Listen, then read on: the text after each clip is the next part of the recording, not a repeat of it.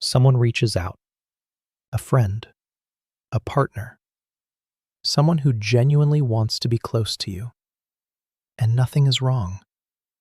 They didn't hurt you, they didn't ask too much, they didn't cross a line.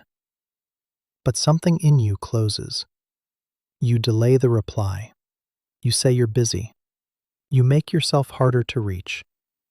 And then you end up alone, which is technically what you chose, but it doesn't feel like what you wanted. There's a word for this: the wall builder's sadness. The sadness of creating the very distance that then hurts you. Most people assume this kind of behavior is about the other person, that something they did made you withdraw. But most of the time, it has very little to do with them. Today I want to show you 7 ways people push others away without realizing it, and what they're actually trying to protect. Because understanding the pattern is the first step to not being trapped by it.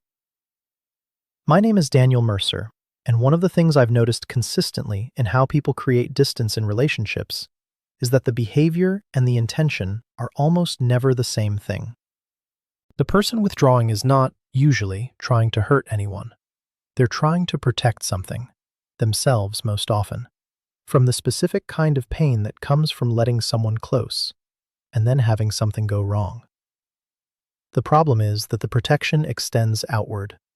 It creates distance that the other person experiences without understanding why, without having done anything to deserve it. One person's self-protection is quietly being received as rejection. Here are the 7 ways that plays out. Number 1. Becoming unavailable when things get good. This one surprises people when I describe it because it seems backwards. The relationship is going well, connection is deepening, things feel closer than they have in a while. And then, quietly, without announcement, one person starts to pull back. They respond a little more slowly. They're a little less present. They create small distances that weren't there before. From the outside, this looks like losing interest, but that's almost never what it is. What's actually happening is something more like alarm. The closeness itself has triggered something, a fear that this level of connection creates a level of risk, that the more someone means to you, the more it will hurt if something goes wrong. So the person doesn't wait for something to go wrong. They create a little distance preemptively. They manage the exposure before the loss arrives, which means they never actually let the good thing be good because the potential cost of losing it is already too present. The other person experiences this as confusion. Things were going well, and then something shifted, and they don't know what they did because they didn't do anything. The shift was internal, invisible, private, nothing to do with them. Number 2. Testing instead of trusting. This one is rarely conscious. It looks like ordinary behavior from the outside, but underneath, something else is happening. Someone creates a situation, sometimes subtle, sometimes not, to see how the other person responds. They withhold something to see if it's noticed. They're less available to see if they're pursued. They express something indirectly to see if it's picked up without being stated explicitly. The logic underneath is, if I have to ask for what I need, it doesn't count. Real care should notice. Real love should read between the lines. If they can't see it without being told, then maybe they don't care enough. The problem is that this logic makes genuine connection almost impossible, because no one can pass a test they don't know they're taking. And when they fail, when they don't notice the thing that was never stated, it gets filed as evidence of something it isn't. Over time, testing replaces trusting, and a relationship built on silent tests has no real ground beneath it, just a series of pass/fail moments that one person is keeping score of, and the other person doesn't know exists. Number 3. Disappearing after being honest. You say something real, something slightly more vulnerable than you intended, maybe more than you've said before, and in the moment, it felt right, or at least necessary. But afterwards, something shifts. Instead of feeling closer, you feel exposed, like you gave away something you can't take back. So you pull back. You reply a little slower. You become slightly harder to reach. Not because the other person responded badly, sometimes they responded well, but because being seen created a kind of discomfort that distance is the easiest answer to. And the other person, who thought the honesty had brought you closer, suddenly finds you less available than before. They don't understand the withdrawal. They didn't cause it. They may even wonder if they said something wrong, when in fact, the problem is that you said something right, and it frightened you. Vulnerability and retreat become linked. The more honest the moment, the more likely the disappearance that follows. And over time, the relationship learns not to go there, because going there seems to cost something. Number 4, saying you're fine when you're not. Every time someone says they're fine when they're not, every time they manage their state privately rather than sharing it, they are, in a very small way, closing a door. Communicating that this isn't a space for that kind of honesty. And the other person learns this. Not consciously, not as a decision, but gradually, through repetition. They stop asking the deeper questions. They accept the surface because the surface is consistently what's offered. The person who wanted to be asked, who was hoping someone would push past the fine, now finds that no one does. And the distance they created by withholding is now being experienced as the other person not caring, when it was the other person adapting to what they were taught. This is one of the loneliest loops in relationships. Someone withholds, the other person learns to accept the surface. The person who withheld now feels unseen, and the cause of being unseen is the withholding, which was supposed to protect them, and instead isolated them. Number 5, making yourself smaller to avoid disappointment. Someone learns through experience, sometimes early experience, that wanting things creates risk, that expressing what you need, what you hope for, what would actually make you happy, opens you up to not getting it. And not getting something you explicitly wanted feels worse than not getting something you never mentioned. So they stop mentioning. They adjust their preferences downward. They say they don't mind when they do. They describe what they actually want in vague terms, or not at all. They preemptively lower the stakes so there's less to lose. But what this creates over time is a version of themselves in the relationship that isn't fully them. A condensed, adjusted, need-free version that's easier to maintain, but harder to actually be. And the other person, who genuinely wants to know what this person needs, has been given no access to that. They can't meet needs that haven't been expressed. They can't care in the right direction if they don't know what the right direction is. And the person who made themselves smaller is now experiencing the relationship as one where their needs don't get met, without registering that they never gave anyone the information required to meet them. Number 6, leaving before you can be left. This is one of the most recognizable patterns, and one of the most painful because it's self-defeating almost by design. Someone has been hurt before. They've let people close, and those people left, or changed, or disappointed in ways that weren't recovered from.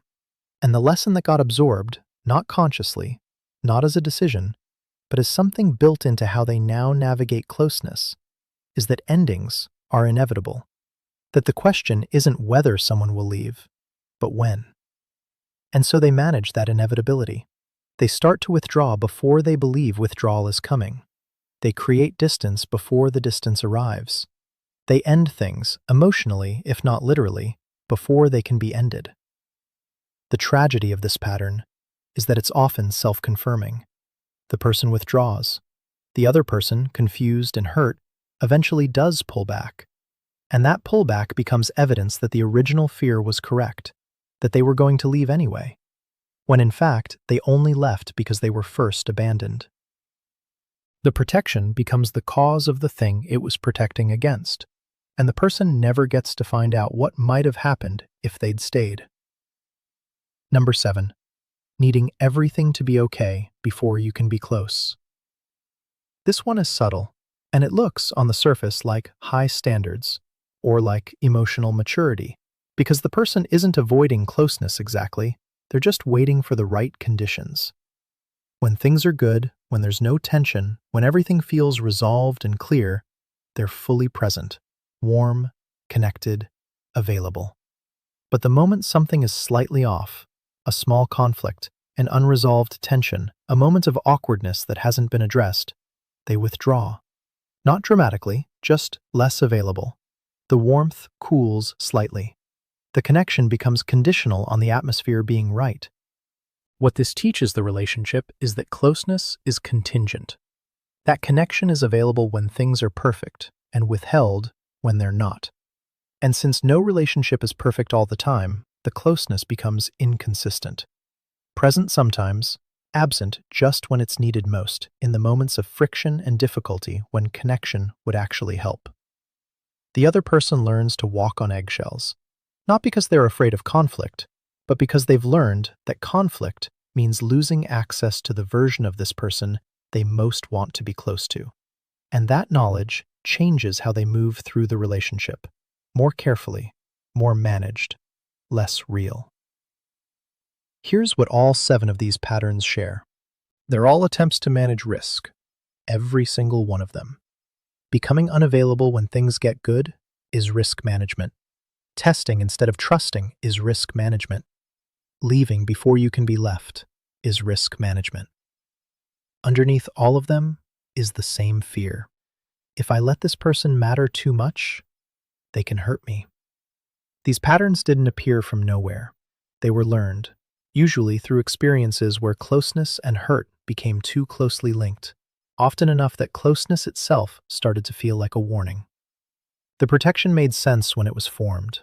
The problem is that it doesn't update. It continues operating in new relationships with new people who haven't done any of the things that made the protection necessary in the first place.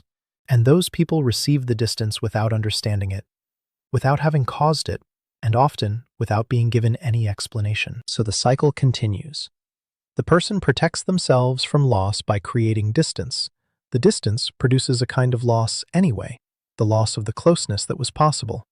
And the original wound never gets the chance to heal because it's never given the conditions to do so. Here's what I want to say about all of this.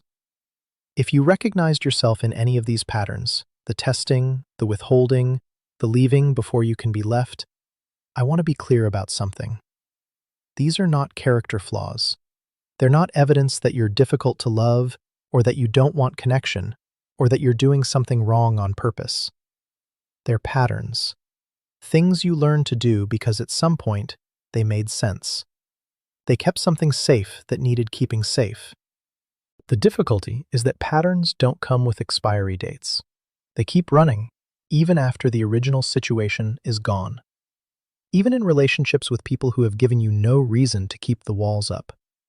And the people on the other side of these patterns, the ones experiencing the withdrawal, the testing, the conditional closeness, are often trying very hard to get through, to reach the person underneath the protection, to offer something real. They can't always get through, not because they're not trying hard enough, because the protection is doing its job too well. If any of this describes something you recognize in yourself or in someone you're trying to reach, I want to offer one thing. Not a method, not a system, just a question worth sitting with. What am I actually protecting myself from right now? And is the protection costing more than what it's protecting?